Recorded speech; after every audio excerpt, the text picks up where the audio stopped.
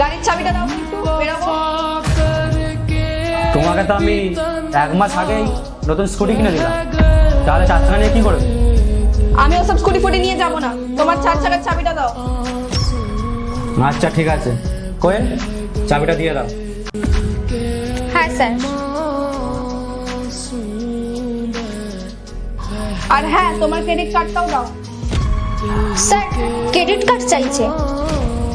আমার স্বামীর credit card আমি চাইছি, তোরা তো কি? দিয়ে দাও। আর হ্যাঁ, আমার আসতে একটু লেট হবে, ঠিক আছে? আচ্ছা ঠিক আছে, সাবধানে যেও। আচ্ছা শোনো, এই ফাইলগুলো কিন্তু ওখানে জমা দিয়ে দেবে অবশ্যই। হ্যালো, কত দূর তুমি? হ্যাঁ, তো আমি চলে এসেছি। আর বলছি একটু আসার সময় না 15-20 হাজার টাকা একটু তুলে নিয়ে আসো না, আমার খুব দরকার আছে। হ্যাঁ ঠিক আছে, আমি আনছি। স্যার ম্যাডামের ফোন এসেছিল, ম্যাডাম 50,000 টাকা শপিং করেছে আর 10,000 টাকার ঘড়ি কিনেছে, ওটিপি চাইছে। ঠিক আছে, দিয়ে দাও। স্যার ছেলেদের ঘড়ি।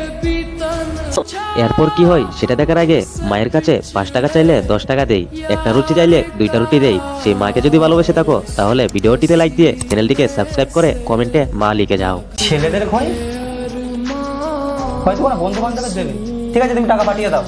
ঠিক আছে স্যার। হাই বেবি, কতক্ষণ আমাকে দেরি করাবে? এ নাও তোমার টাকা। Thank you baby. আর হ্যাঁ, তোমার জন্য আমি একটা গিফট এনেছি,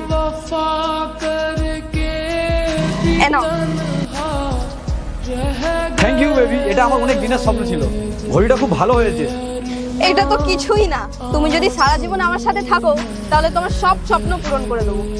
বেবি, আমার একটা ছোট্ট রিকোয়েস্ট ছিল, তোমার এই গাড়িটা 2 দিনের জন্য আমাকে দিতে পারবে? আসলে কি বলো তো, আমরা বন্ধুদের সাথে ঘুরতে যাচ্ছি তো, তোমার গাড়িটা দিলে আমার খুব ভালো হতো।